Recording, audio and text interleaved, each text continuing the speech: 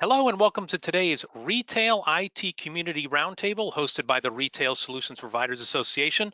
Our focus today is VAR and ISV opportunities and hurdles in the cannabis vertical. I'm Jim Roddy, Vice President of Marketing for the RSPA. Thank you so much for joining us today. For those of you who aren't familiar with the association, the RSPA is North America's largest community of VARs, software developers, vendors, and distributors in the retail, restaurant, and grocery verticals. So we're a fit for any organization that's serious about growth in those markets and all the sub niche markets underneath that includes cannabis. Many companies have been members of ours for decades, and we frequently add tech startup companies because we accelerate their growth and they see the massive ROI that the RSPA membership offers. So if you're serious about growth in the retail IT channel, you see the email address on your screen there, membership@gorspa.org, or reach out and we'll be happy to connect with you and see how the RSPA can help accelerate your success as well. All right, before we talk cannabis, we want to give a quick update to everybody on Retail Now, the RSPA's annual trade show. And for that, I'll turn it over to RSPA VP of Member Services, Ashley Nagy, and RSPA CEO and President, John Kirk. Ashley. Thanks, Jim. Hi, everyone. We are excited to start with some really great news. Retail Now is back for 2021, and we are excited to, yes, be face-to-face in Nashville. It's going to be July 25th through the 27th. It's going to be a great opportunity for VARs to expand their portfolio, for vendors and ISVs to expand their distribution, and then for all of the members or participants in the industry to build alliances at Retail Now. It's the best place for your team to get industry-specific education. I know we're talking about cannabis today. That's just one of the tracks that we'll have for education this year. And, in addition, just to give you a little bit of insight, we have been talking to many of our members and also non-members that have hopped on board and are excited to go to Retail Now. Everybody's feeling really good about the vaccination rollout and just really being together again to be able to make those connections and find those new solutions and or partners to connect with. So really excited to have the show this year and looking forward to seeing everyone there. Going to turn it over to John Kirk for additional insight into the show and some messaging to share as well. So, John? Thanks, Ashley. I appreciate it. And just to put things in perspective a bit as we get into what's going to be a great discussion and dialogue, for the first time in a long time, I think there is a real opportunity for our VARs to both expand their portfolio, a la product development, and expand their distribution or their reach, rather, in a context of market development. So for the first time in a long time, you can expand your portfolio as a VAR, and you can also reach into new markets. And I think that's exciting for us. And coming out of COVID, and let's hope that we continue to see great progress in the trajectory of vaccines, it couldn't be a better time. So we're going to have many VARs with their ears pinned back because they realize there's an outstanding opportunity in a growth marketplace, and that's very exciting. So I think the bottom line is, if somebody is looking to get somewhere with respect to the cannabis marketplace and start to drive some traction, when you come to an event like Retail Now, or when you become part of a community that is like no other, the RSPA, you're going to accelerate where you want to go. You're going to get there quicker, and you're going to get there in a better place. So we're excited about Retail Now and the timing. We're 107 days away, and we are very excited about a growth market because we just think that many VARs out there today are looking to find the sweet spot in their portfolio again as they reset and drive traction. So our job is to accelerate that success, and when you reach where you want to go, you're at a better place because of the RSPA and because of Retail Now and because of this community. So with that, Jim, let's get the dialogue going, and we're really excited about all that you guys have accomplished so far as we learn together and move forward together. Thank you. Fabulous. Thank you, John. And again, just a reminder, registration is open now for Retail Now. So you want to jump on board and take advantage of the early bird registration rates. You should probably reserve your hotel room at the same time, because what we're hearing is a lot of pent up demand for this event, because it's going to be the first industry-wide event in 18 months. I never thought I'd be able to say that, but that's the spot that we are in. But really excited to have Retail Now and to bring everybody back together. So again, make sure to reserve your spot today. All right, thank you, Ashley. Thank you, John. And thank you to our 2021 RSPA sponsors. We have platinum sponsors, Blue Star and Shift4 Payments. We have our gold sponsors, Heartland and ScanSource, and silver sponsor, Star Micronics. We also have an RSPA Cannabis Community. We'll touch on that a little bit later, but this is a group that gets together every month and talks about what's going on in the industry and shares best practices and insights. And thanks to those sponsors, Star Micronics, APG Cash Drawer, Blue Star, Touch Dynamic, 420 MSP, Partner Tech, Epson, and Marijuana Venture Magazine. So appreciate those folks for their support of the association. All right, so let's get into it. This is going to be an open forum information sharing discussion after we talk to our featured guests. Please note the views and opinions expressed during this roundtable are those of the participants and don't necessarily reflect the official policy or position of the RSPA. Also, we've asked everyone on today's calls to avoid sales pitches and to identify themselves when they speak for the benefit of our listeners.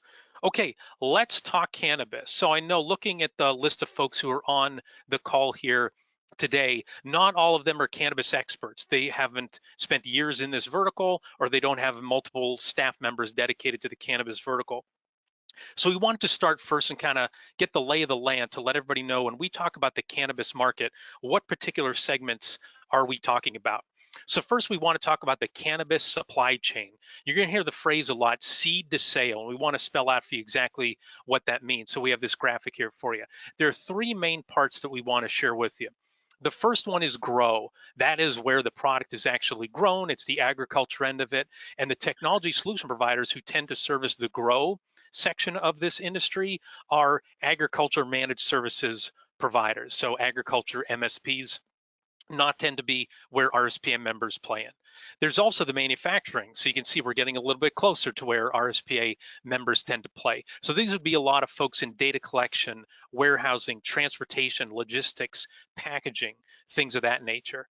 And then the third part of the end of seed to sale are retail dispensaries. And this is where that we see the RSPA is uniquely positioned to serve its members and to serve these retail dispensaries, because oftentimes the dispensaries are an afterthought because all the focus has been on the grow and the manufacture. And then it's like, okay, let's get some easy to use, cheap point of sale system, but they don't understand how to create a great customer experience and how to make sure they're accurately tracking the inventory and how to integrate the entire system. This is where the RSPA sees a gigantic opportunity for our members and for prospective members to join the RSPA who might have all their roots, no pun intended, in cannabis, and get to meet a lot of retail technology solution provider experts inside of our community.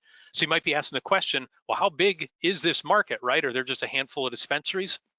Some statistics that we've gathered from our research. In 2020, there were approximately 7,000 dispensaries. That was a 40% growth from the prior year. And in 2023, it's estimated 13,000 or more dispensaries. This is the cannabis market in the United States. The legal cannabis world is what we're talking, legal cannabis industry is what we're talking about. So massive growth there. So for the cannabis revenue, like how does that translate from a money standpoint? 2020 cannabis, legal cannabis was was $15 billion, a 40% growth rate. 2024, it's estimated to be 37 billion. You can see that's 240% growth. Then you say, well, does that money flow to the channel? There's not a ton of data available for the channel, so most of it is anecdotal. And thankfully, some members inside and outside of the RSPA have been helpful to share some insights with us. What they've seen is the number of VARs have essentially doubled from 2019 to 2020, the number of VARs who play in cannabis. There's not many VARs who are like, all I do is cannabis. That's the only market that I focus on. It tends to be folks who, again, are more in the manufacturing world and they're starting to serve cannabis, or they're helping retailers and they're starting to help retail dispensaries. And their revenue has followed that 40% growth as well. The other thing, we're seeing a lot of vendors and distributors are investing staff and other resources in cannabis. They're traveling to trade shows. They're having staff who are fully dedicated to researching the cannabis market, serving the cannabis market, recruiting cannabis VARs and ISVs. So we're really starting to see a trend in that direction. And then specifically from an RSPA standpoint, I mentioned earlier the cannabis community that we have. That thing was just an idea about 6 months ago. It now has 122 members, folks who've raised their hand and said, I'd like to learn more, I'd like to contribute to that conversation. Also, when we did our study, the 2021 POS channel KPI study, which you can access through the RSPA website, you can just go there right now or just do a search for POS channel KPI study. We asked what are the most popular niche verticals, and cannabis was in the top 4. So you might be saying, what is that full list? And that's what we want to share with you next. And here's what we found is interesting. So wine, beer, and liquor was #1 at 41%. And to use kind of the phrase, it's also for cannabis, recreational wine, beer, and liquor usage is legal all throughout the entire country. As far as I know, there isn't medicinal wine, beer, and liquor use. Some people treat it that way, but it's not technically classified that. But cannabis came in at 21%. And so we think that's significant because cannabis is only legal in a handful of states throughout the United States, with many coming on board. So we're really starting to see VARs and ISVs focus on this vertical. And if you're wondering what that's a picture of, if you're like, I can't quite see, is that a jewelry store? That is a cannabis dispensary. If you've never been in one, most of them tend to be higher end, and they tend to be beautiful, and they have a really good, as you can see, just from a look and feel customer experience. They need somebody to help them from a technology standpoint as well to really round out that customer experience. So okay, wanted to set that groundwork for everybody so we understand that we're all on the same page in terms of when we say the cannabis market, the cannabis vertical. Mostly in this discussion today, we're either going to talk about that vertical in general, and we're specifically going to focus on dispensaries, because that's where, again, a lot of RSPA members are playing currently and will play and will help other people as well, and they could really provide standout solutions to those dispensaries. All right, so to kick off our conversation today, we've recruited 3 featured guests, all with lots of experience in the cannabis vertical. First, we have Garrett Rudolph, editor-in-chief of Marijuana Venture magazine. We have Harry Brelsford, the founder of 420 MSP. And then we have Taylor Bennett, who's in business development for Anthem Business Solutions, formerly known as Tulsa Cash Register in Oklahoma. And you can see their contact information, their email addresses there. So feel free to reach out and connect with them. So we're going to talk with these 3 gentlemen for about 15 to 20 minutes, and then we're going to open up to our discussion. So, all right, Garrett, let's look big picture first, please. So I want to get your take on the general cannabis B2B market, and then cannabis dispensaries in particular. So right now you're talking with live 70-something technology solution providers, and on demand hundreds and hundreds more. So what do you think is most important for them to know about the cannabis market and cannabis dispensaries? Well, I think there'd be a couple things here. Obviously, you kind of mentioned the growth of the industry, and it's really pretty incredible. Still a ton of growth. You mentioned 40% growth in revenue in 2020. Even in the very most mature markets in the country, last year we saw about 15 to 30% growth in revenue in state markets that have already been open for 5 or 6 years in some cases.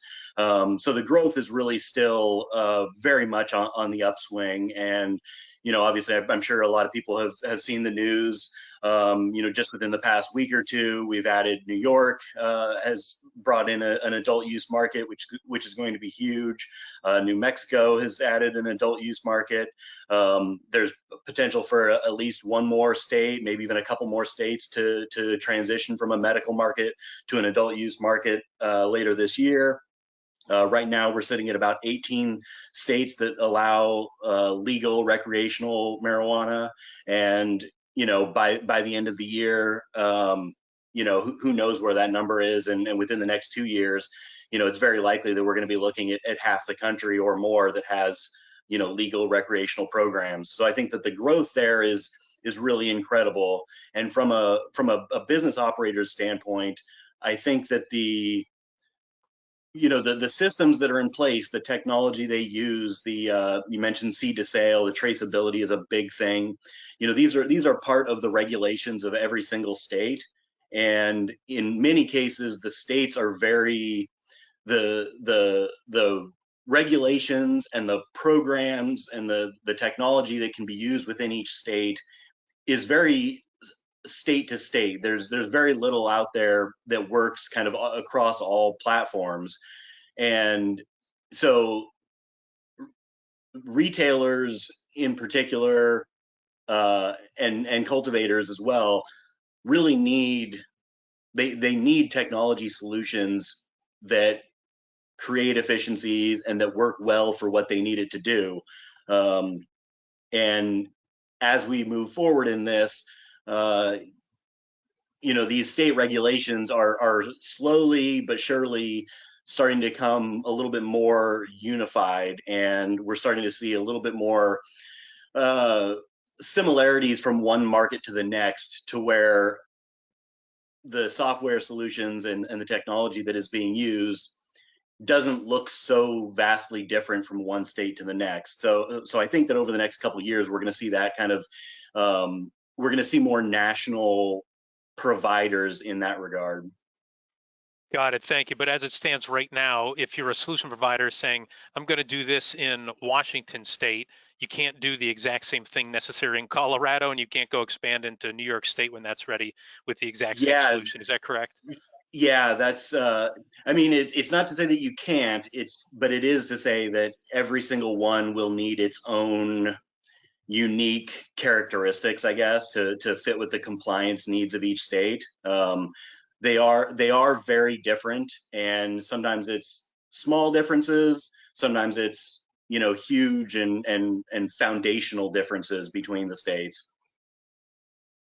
Got it, thank you. And you had a couple terms there that you used. So one was adult use. Is that just a term that you use for recreational versus medical? Am I understanding that correctly, or is that something different?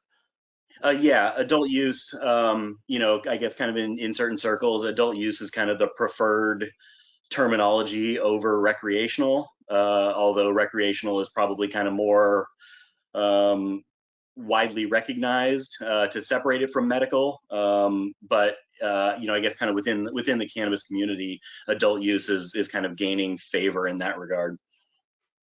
Great, thank you. And then I also wanted to add, follow up a little bit more on the states. Like you mentioned, there's some mature markets. So what states or regions would you say are mature and super competitive in terms of there are lots of dispensaries, lots of solution providers, and then which are on the near-term horizon that could be great business opportunities for IT solution providers? You already mentioned New York, New Mexico. I guess if you could dive into a little longer list, and then if you have any insights into Canada, I know we have some Canadian solution providers on here as well, if you're able to do that. Can you kind of give that literal lay of the land for how it is from a state by state standpoint?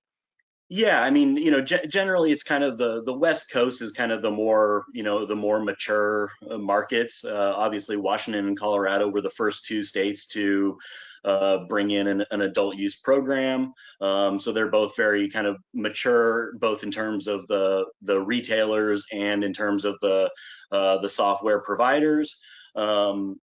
Oregon, California kind of fit into that same mix. All four of those states have highly competitive retail markets and also highly competitive ancillary markets as well. As far as kind of the the new opportunities beyond that, in a lot of ways, it's really kind of the whole rest of the country. Right.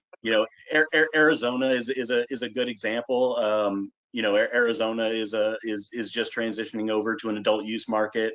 So that's a state that's going to see not a tremendous amount of growth in terms of the number of licensees over the next couple of years, but definitely a tremendous amount of growth in terms of the size of the industry and the sales potential of the industry. You look at a state like Oklahoma, which has a very wide open medical market with no licensing caps on it. there's a decent potential that they will be shifting to an adult use market at some point in the not too distant future. So there's a lot of potential for a place like Oklahoma. New York obviously is going to be huge in a lot of ways. New York, very interestingly, took a much more similar approach to Washington, where it actually bans vertical integration, meaning that licensees are not allowed to be both cultivators and retailers. You kind of have to pick one of those verticals, which very few states have actually put in a ban of vertical integration. Washington is really the only other one that has a strict 3-tiered structure there. And then also New York has put a license cap of, it's either 3 or 4 retail licenses per business entity. So that will probably, in theory, create a large number of operators, as opposed to a state like Massachusetts, where not Massachusetts, I should say, a state like Florida, where you have a very small number of licensees who own the whole entire market. So New York should have a large number of businesses operating there. Florida is a very interesting market because it has only, I don't know the exact number, 8 or 10 maybe licensed businesses, but they have hundreds of dispensaries. So each dispensary operator has an opportunity to run, a pretty large chain of retail storefronts. But yeah, I would kind of say in a lot of ways, other than kind of the 4 main really established markets, and I would even kind of throw Nevada into that mix as well. There's really opportunity in kind of every state and every region in the country. There's, I think it's 36 states now that have a kind of an official medical program. So there's only 14 states that are still in kind of some stage of a full-on prohibition. And pretty much all of those states we're seeing growth, and we're seeing opportunities, pretty rampant right now. Garrett, that was fantastic. Thank you. And for folks, if they're wondering why are we having a full cannabis track of education at Retail Now, why do we have a monthly cannabis community? Because boy, Garrett brought up a ton of stuff there. I'd love to follow up in terms of licensing caps and vertical integration and everything that means. So won't be able to dive into all of that today. But again, we encourage you to register for Retail Now and also join the RSPA and then join our cannabis community. All right, moving on to Harry Brelsford. And so Harry, I'm hoping you could take a couple minutes to walk our audience through this grid that you've created, the Canatech ecosystem stack. So hopefully everybody can see that on their screen. So Harry, can you give us an overview in terms of help our VARs and ISVs understand how do all these different players work together?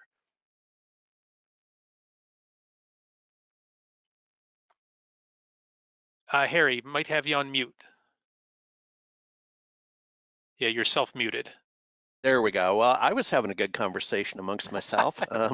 Okay, I'll go quickly because we have showed this before, and I'll try to connect the dots. But first, thanks to Garrett and Craig James over at Marijuana Venture, where I have the monthly column and host this output, the ecosystem stack.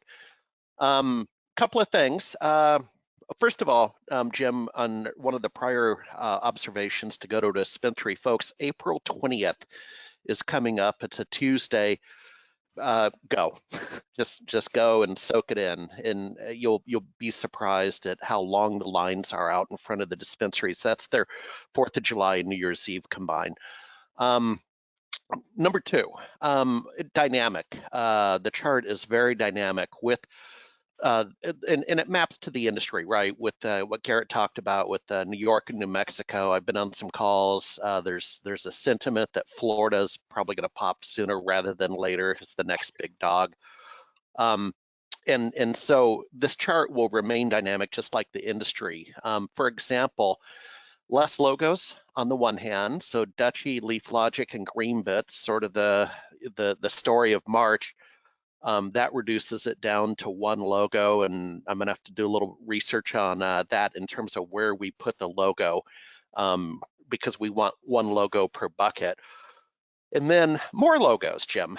In this chart, I added 13 logos. The magazine just published, so it's the April edition, and hopefully you're getting that. As a member of RSPA, it's a complimentary subscription. You could email myself or Garrett. In the Q3 chart, and Jim, I'll answer your question about kind of the where the arrows go. But in the Q3 chart, I'm already up to 9 additional logos, and I'm probably on 2 to 3 logo calls a day. Want to give a shout out a couple RSPA members that reached out, and they'll be on the chart. And I'm coaching Seiko, the best known for watches. They're trying to expand their presence. I'm assuming they're on the call. And then Green Check Verified over in financial services, another member will be on it. But in terms of the integration, you know what I really need to do, Jim, is at a future month, I need to get permission from a gentleman in the industry in analytics who's created sort of the dispensary workflow with arrows. And that might be the best way to answer that. But basically, you know, your audience, our audience is clearly in the center upper right, point of sale.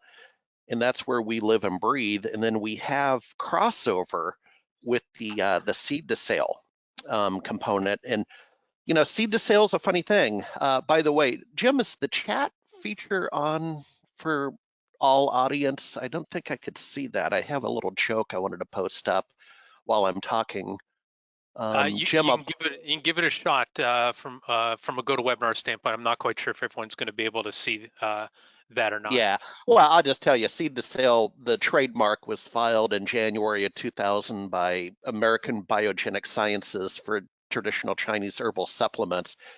So watch your cookie duster out there, guys, with your marketing. There is a trademark on that. You want to somehow acknowledge that. But it's really those 2 buckets, in my opinion. The third one would be the distributor that you're going to work with to go ahead and acquire the point of sale hardware. Blue Star, one of your main sponsors, plays in that game. And then it kind of drops off. I mean, you know, digital signage is kind of a standalone thing, and then the marketplace where they list or the listing aggregators where they, you know, kind of, you can find a dispensary on the GeoQuery. They don't really all relate to each other. So Jim, my commitment to you is I'll get the arrow diagram for the next meeting. I'll work with that gentleman. And I think the other thing I wanted to talk about, and then I realized we got to kind of move on, the pitch to dispensaries. Okay, the sales pitch to dispensaries. You know, you guys know your business best at the retail level, so I can make a couple of incremental additions to the knowledge base. One was Cushy Sonder over at Stemless reached out when the magazine came to print. And Garrett, you'll like this because this is gold when you're a publisher. She had a correction. So she busted my chops on APG Cash Drawer, who I think is a member, Jim, of your organization, and they need to be down in infrastructure. Yep. That's fine. Corrections will happen. But what she did, Jim, is she went to Kinko's, or whatever it's called, FedEx, just aged myself, and made a bunch of color copies of this chart and uses it as part of her sales slick to walk into the dispensary and promote her particular point of sale software solution. And it really got me thinking that I'm gonna go ahead and create a chart of service providers. Might take a few months, guys, but Jim, I'm gonna work with you to get your members like Dave Alpert, who are really keyed in on this area. We got to get them on the ecosystem chart for service providers. And then that gives Dave something for his sales pitch. So that's kind of my thinking. And Jim, I think that that's fabulous. No, thanks for walking us through. I guess there's like to expand on a couple things that Harry said is we talked about some logos going away, that there's consolidation happening, but there's all sorts of new startups coming in here as well. And if you want to get a copy of this Canatech ecosystem stack, you can actually go to the RSPA website, and Harry has an article he just posted there, and it's called Start Here, Cannabis Technology Ecosystem Basics. Just do a search for that on the RSPA site. You'll get that article. You get more wisdom from Harry, and then you'll also be able to get a link to this. And then additionally, if you are an RSPA member, we've created some tools. One was an article that was published in Marijuana Venture magazine that talked about the value of having a higher end POS system as opposed to, you know, a cash drawer and a tablet. Like, you're going to need more than that. And so we have that tool to help you make your sales pitches as well. So thank you, Harry. And speaking about making sales pitches to dispensaries, that's what Taylor Bennett does with Anthem Business Solutions in Oklahoma. So Taylor, can you expand on that, please? So like a big part of your job is selling POS systems to those dispensary decision makers that we've been talking about. And so what have been the biggest challenges that you've encountered? What's unique to this vertical versus selling to a restaurant or a coffee shop or a boutique retailer? Well, first off, I just want to say thanks to you, Jim, for not only having me on, but for getting this RSPA conversation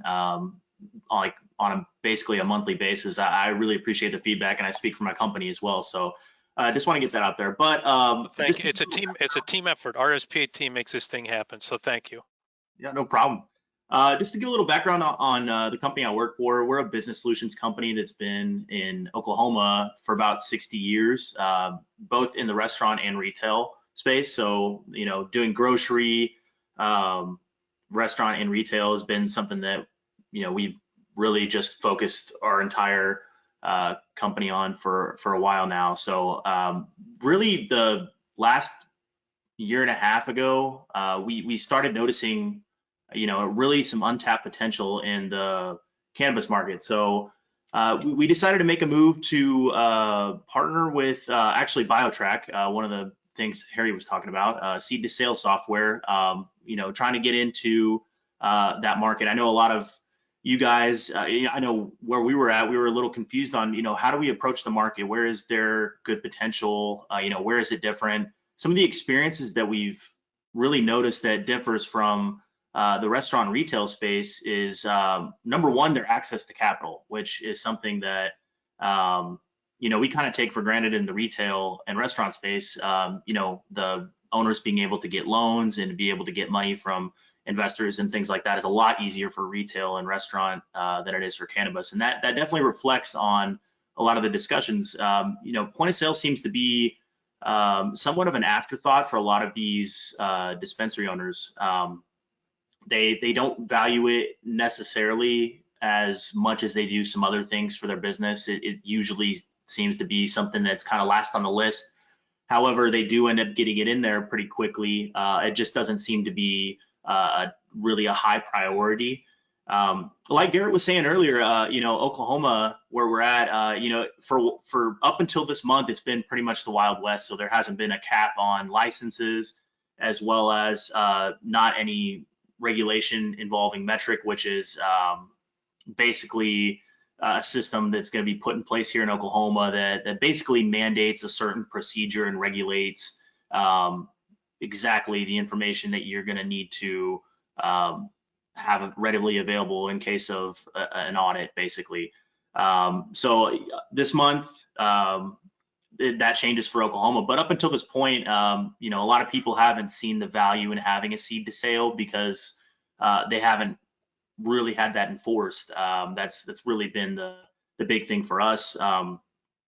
The point of sale features that really get people going here in Oklahoma seems to be the advertising. I don't know how familiar everybody is with advertising in the cannabis space, but down here in Oklahoma, there's a company called Weed Maps that does a lot of advertising and seems to get a lot of people interested in their advertising, and you get like a cheaper rate if you use their point of sale software. So a lot of people prioritize maybe a cannabis software that doesn't necessarily meet all their needs, but you know, they'll end up saving some money there because again, the sort of access to capital seems to be, you know, a big issue for them.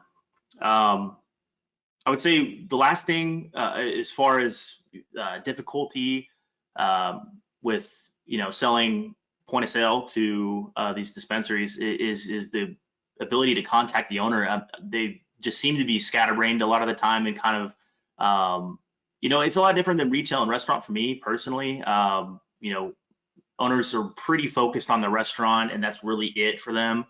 For the cannabis space, they have so many different things going on. Some of them have multiple dispensaries and grows, so they have their fingers in a lot of different pies. So it really gives it some difficulty there for us to be able to get in there. But some of the advantages that we found, some of the not everything's bad. Some of the good things that we've kind of realized that really helps facilitate that conversation and to be able to get people interested is relatability. Having knowledge on the product, having knowledge in the industry. A large part of the country, believe it or not, still has a sort of stigmatized view of cannabis. I can go in there as a consumer myself with a card. It gives me a little bit more credibility. I'm able to, relate to them better. My initial cold call or my initial talk to them isn't as cold. It's a little bit warmer. It's a little bit more friendly because I'm able to say, hey, I'm in here. I've actually purchased from you before, or I'm familiar with some people down the road or whatever. It allows me to be able to get a little bit better understanding of them, and they understand me a little bit better. But yeah, I would say those are probably the main points there. Got it. Great. Thank you. And one thing is, and if you can expand upon this before we open it up and take some questions, was your point about, if you're selling to a coffee shop, they don't need to be able to track where every muffin that they sell came from or where the coffee bean came from. But that's the responsibility of the owner of the dispensary, and they tend to be, and that's that vertical integration. They're also doing the manufacturing and the grow. Is that what you're saying there? Just so our audience understands. Yes.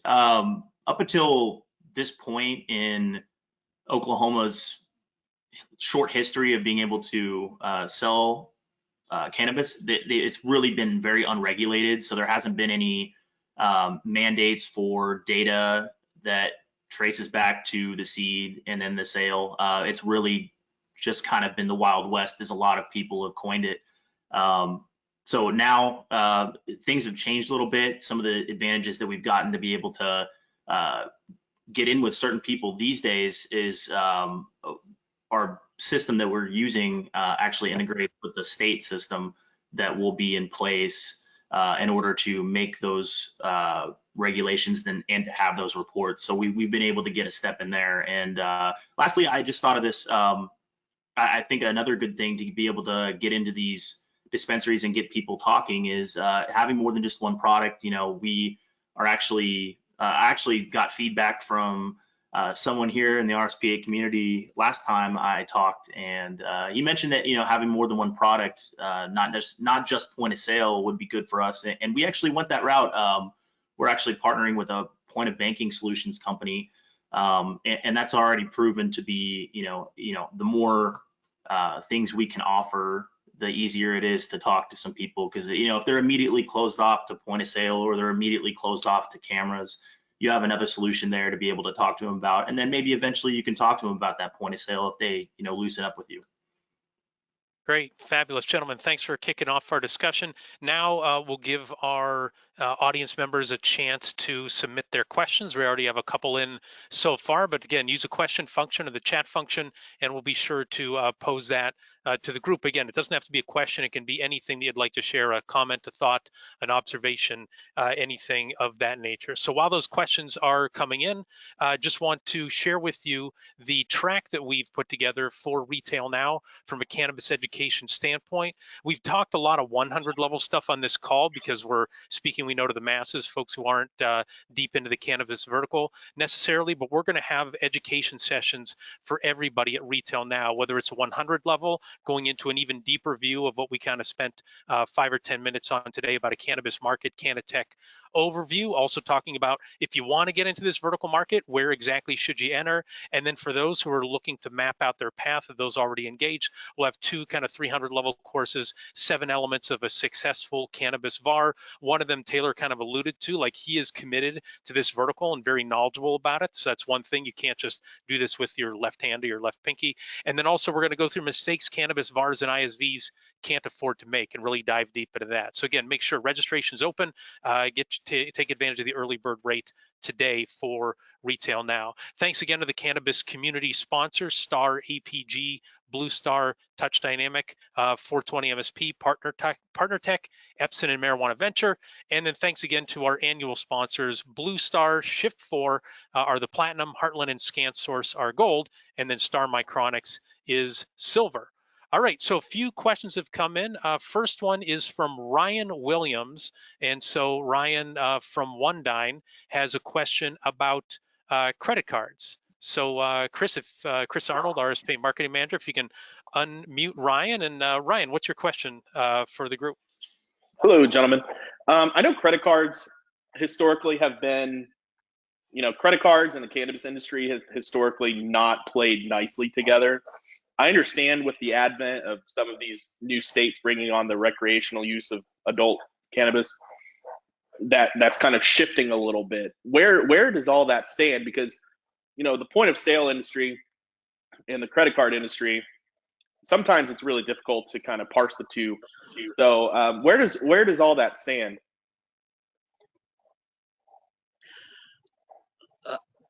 This is Garrett.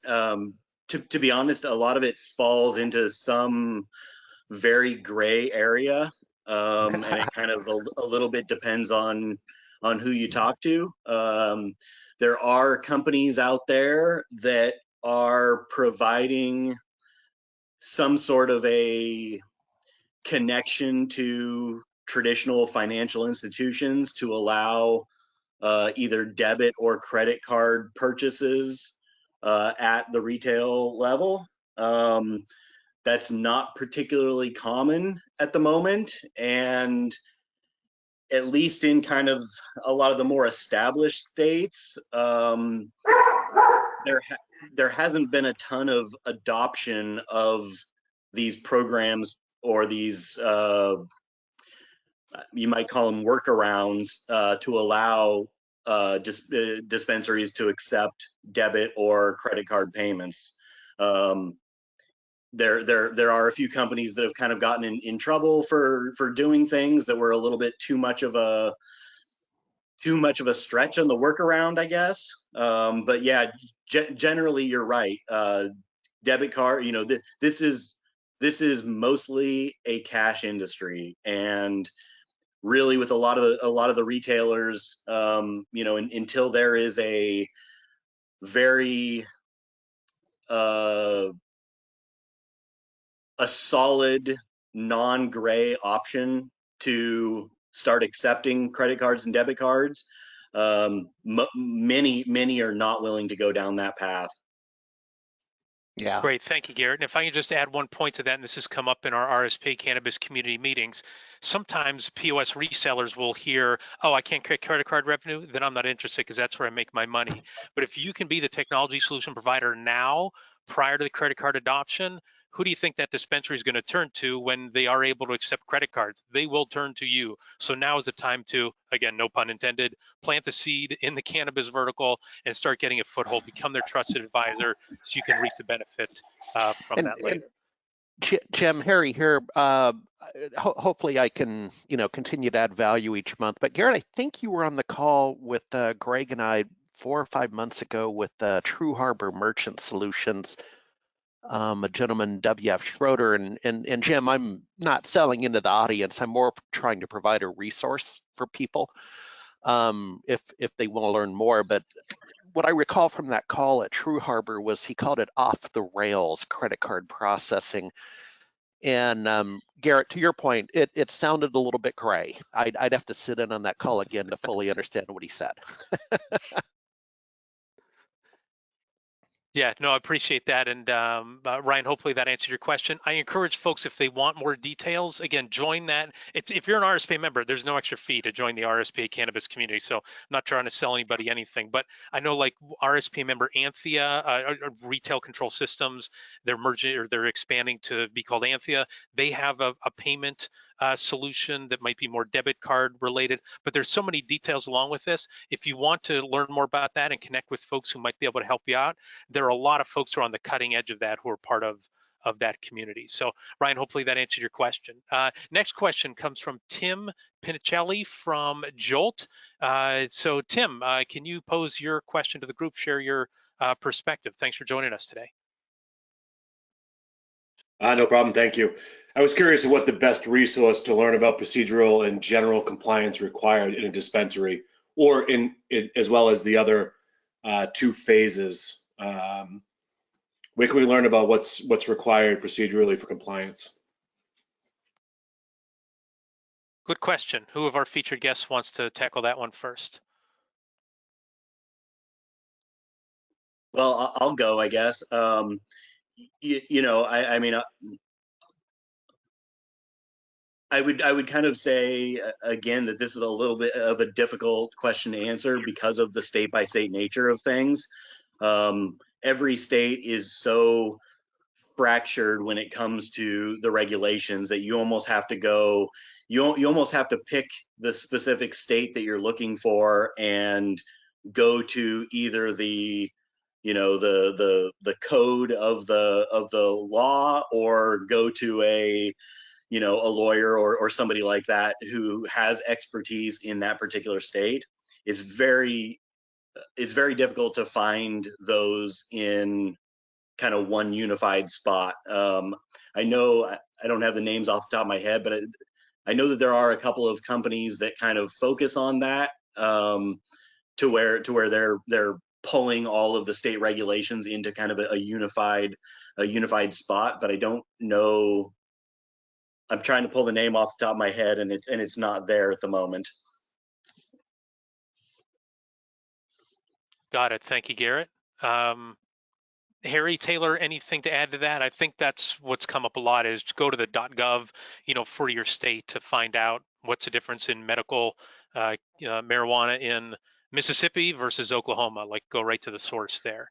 Any other insights to share? Well, quickly, Jim, is I present myself as an analyst and stay one step ahead of my client like a consultant. I have experts in my hip pocket, and the guy I would go to out of Denver is Adam Benko at mjstack.com, and they're basically the same kind of business model like you used to see with Avanade and Accenture, where firms would hire them to assess software solutions and make an independent recommendation about, you know, what to put in at United Airlines. You know, that business model.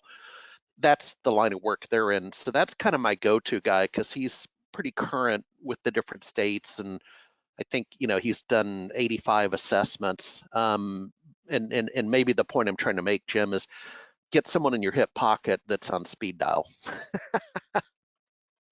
Got it. Exactly. Yeah, there's folks who are deep in this industry, have been for years, and again, we're starting to see them join the RSPA Cannabis Community as well.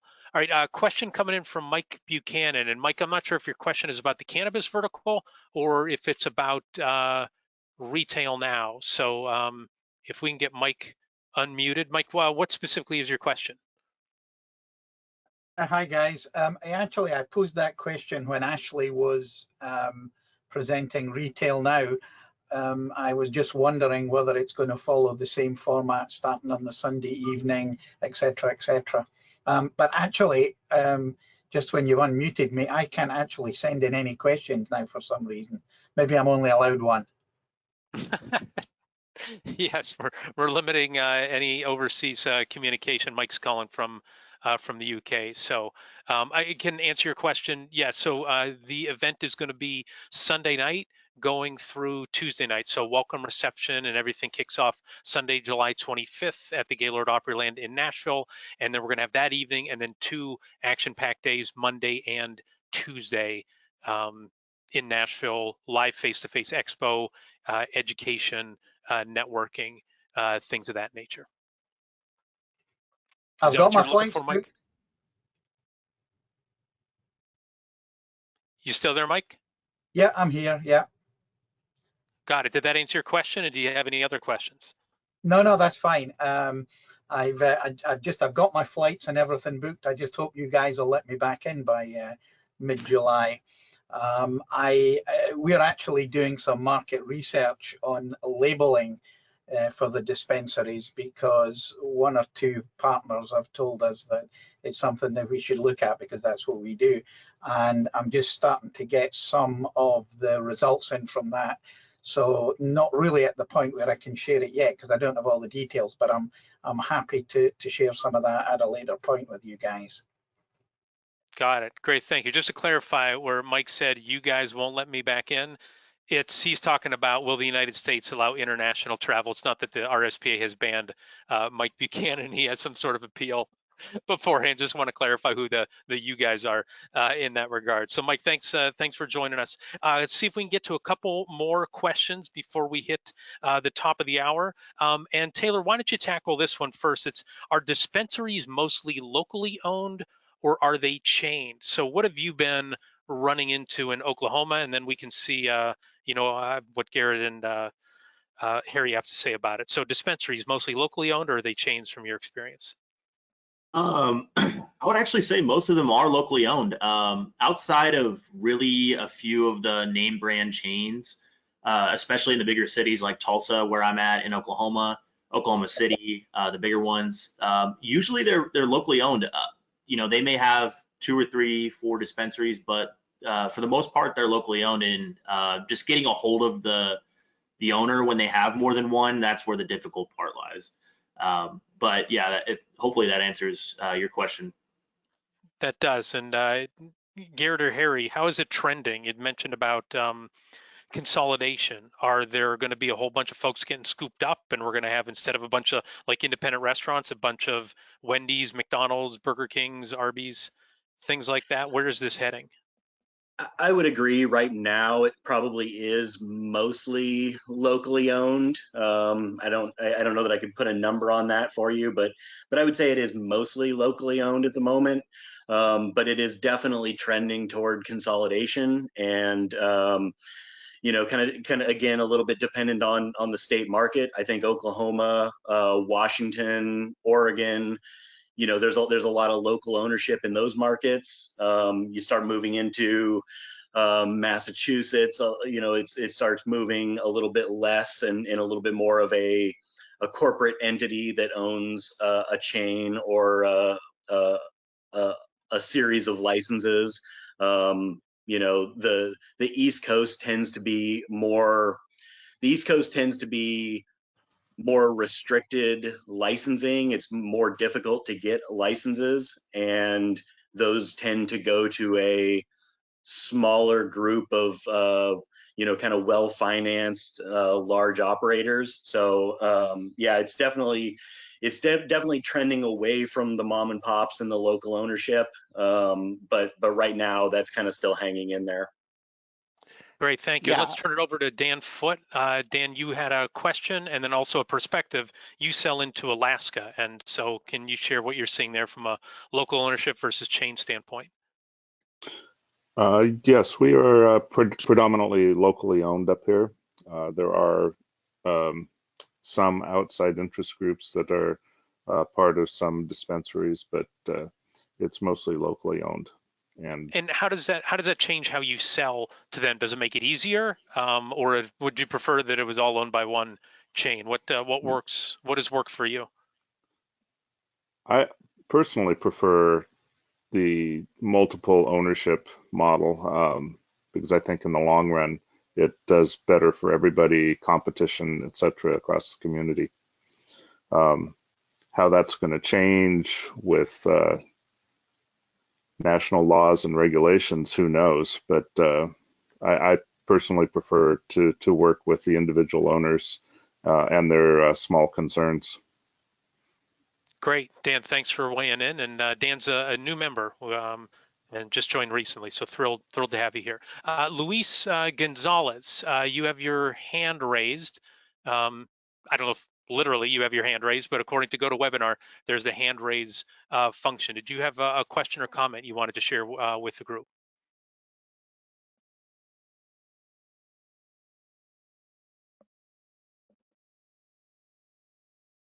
Nope. Okay. All right, you have one more question left, and I'll pose this, and Taylor, if you can be the one to take this, if you can do it in about 30 seconds. Question is, how do you sort through all the different players here and know who to work with?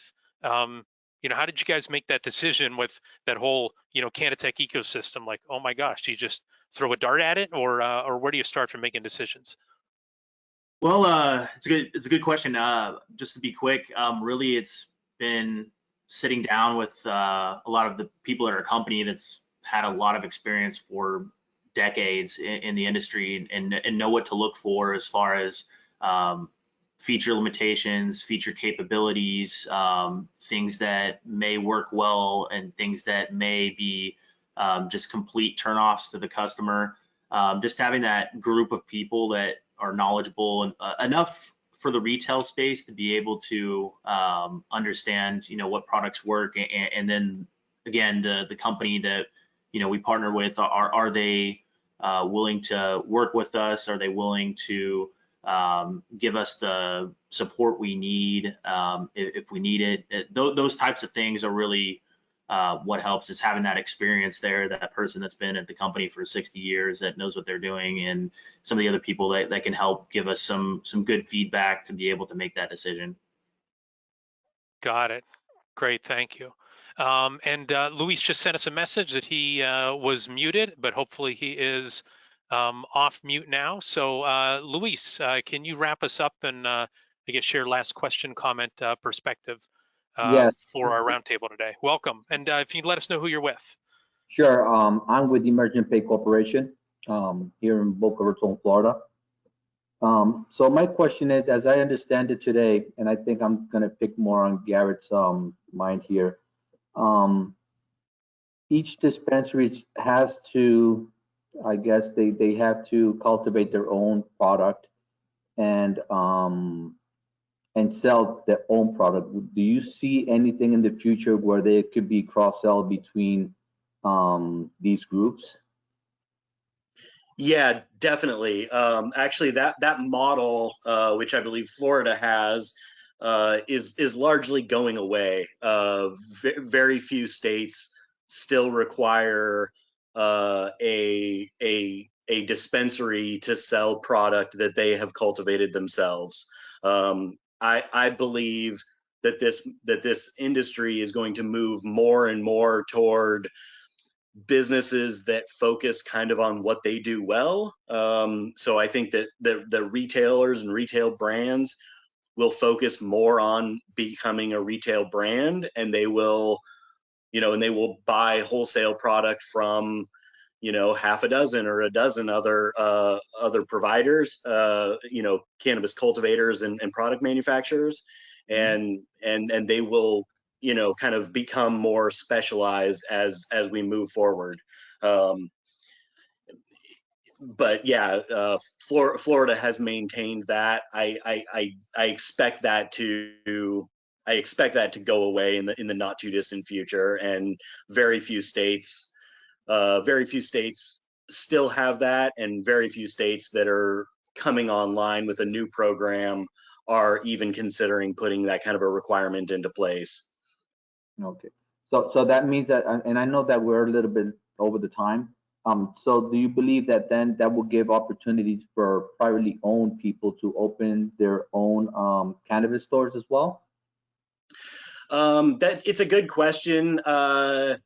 It's all going to depend on state licensing, and I suspect that some states, yes, it will open up opportunities, but the majority, to use Florida again as an example, you've got a very small number of licensed operators, and they are, to be completely honest, doing everything they can from a lobbying and legislative standpoint to maintain their foothold in the industry.